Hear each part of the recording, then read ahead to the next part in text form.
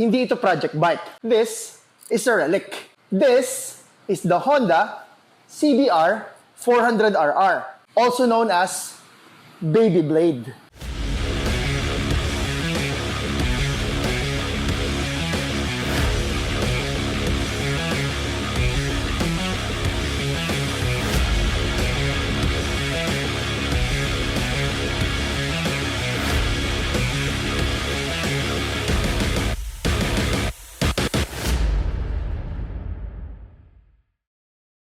Good morning mga pards!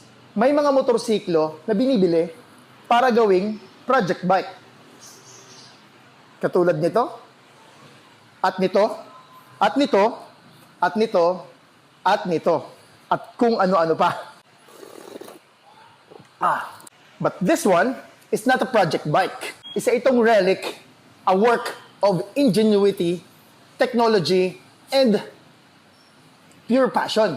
Isa itong kasaysayan, a piece of Honda's history for racing.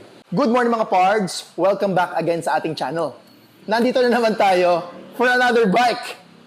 Pangarap lang natin to nung araw. Kung bago kayo sa channel na to, my name is Jet. I'm a motorcycle enthusiast as well as car enthusiast din. At ngayon, sobrang espesyal ang episode natin. Dahil nasa harap natin ngayon, ito ang Honda CBR 400RR. Rare Paps, mas kilala sa tawag na Baby Blade. Bakit espesyal ang episode na ito? Isa lang naman to sa mga lolo ng modelong Honda CBR 1000RR. Yung ini-enjoy natin na may 3 R. Hindi ka na naubusan ng R. Noong late 80s hanggang early 90s, nagkaroon ng 400cc super sports war sa Japan. Hindi ito gera ha. This is between Honda, Kawasaki, Suzuki, and Yamaha. At syempre, hindi nagpatalo ang Honda. Ginawa ang Honda CBR 400RR para dalhin ang feeling ng full-size superbike na mas maliit, mas magaan. Hindi ito inspired sa isang race bike. Isa talaga itong race bike. Meaning nga lang, ano ba ang meron sa Baby Blade? Quick specs tayo para alam nyo kung bakit espesyal ito. Engine is an inline-4 399cc. Umaabot ng halos 14,000 RPM. Old school engine, kaya carb type. May choke. Testing. Ayan. Oh.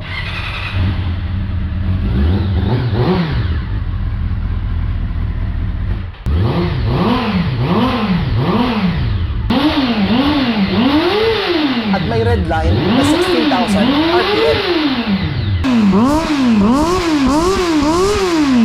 Walang electronics, walang rider aids. Even wala nga itong ABS. Magaan na chassis at raw and pure riding experience. First ride! Promise, first ride. Classic.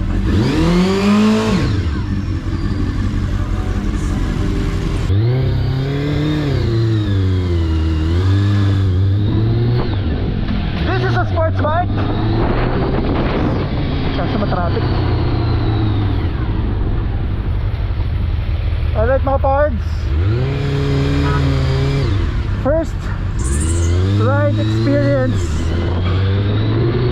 ng old school bike na to. Old school nga naman, pero sobrang rare ng bike na to. This is a 400cc inline 4 na halos wala nang gumagawang mga manufacturers ngayon aside sa Kawasaki. So yan, other bikes are middleweight na, I would say. Pero itong bike na to, it's very unique. Seat height nito sobrang baba. I'm 5'6", I think. Ang seat height nito is nasa, maybe it's because it's designed by for Japanese or siguro mga Asians nung araw, kaya mababa siya ng sobra. So kagagaling lang natin ng event kanina.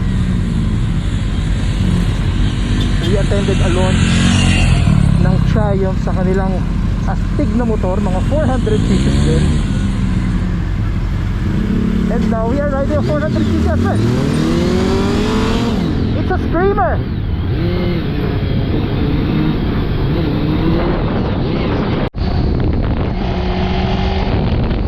Based on experience, ang bike na ito ay tuturuan ka talagang magbasa ng throttle. Walang technology, walang traction control, even walang ABS. Ow! Ang rider lang at ang motor. It's between the rider and the bike. Tinawag itong baby blade dahil fire blade ang pinanggalingan ng ugali niya. Yung postura, yung riding position, yung galit ng mataas na RPM,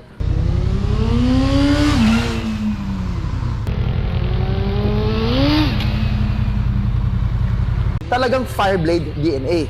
Sa twisties or tight roads, kaya nitong gulatin ang mas malalaking motor. Kasi nga naman, light and nimble. Dito sa Pilipinas, bibihira ka na lang makakita ng ganitong motor. Bibihira na lang. Marami sa mga CBR 400RR dati na ginawa na lang pangharabas, chinap-chap, or ginawang project bike. Pero makahanap ng inaalagaan, nire-respeto, iba yun. Bibihira na yun. Para sa akin, pangarap ko lang tong bike na ito. Dahil dati, nakikita ko lang sa mga magazines, posters, at sa probinsya namin sa Bicol, bibihira kang makakita ng ganito. Siguro una nakakita ko ng ganito, mga 1998 na. Sobrang rare lang ang big bike nung araw. At ngayon, nandito na siya. Kaya, hindi ito project bike. Responsibilidad ko ang alagaan at panatiliin ang kwento nito. Hindi siya project bike. I-maintain natin as is na yan. I-enjoy na lang natin. So ano gagawin natin dito?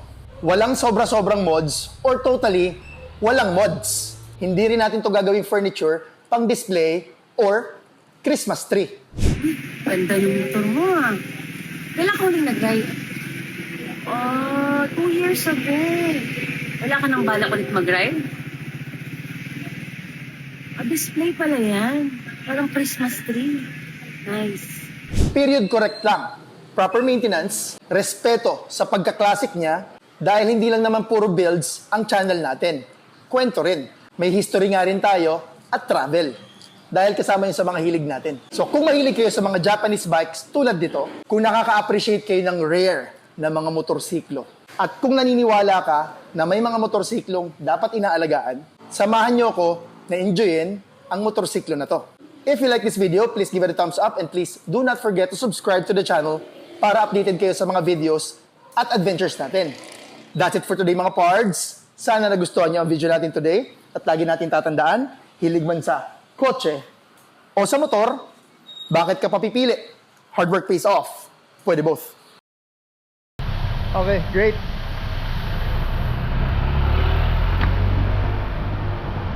So para bumagay sa motorsiklo natin,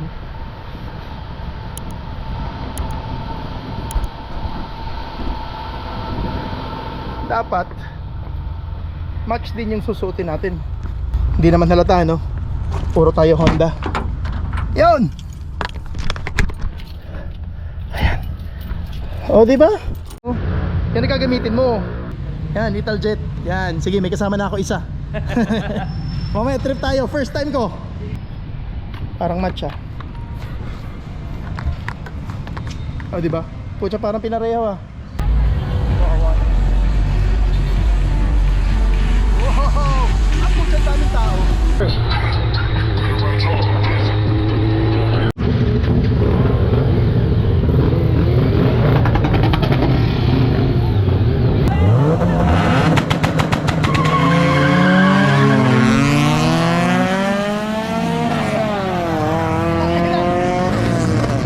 May kotse.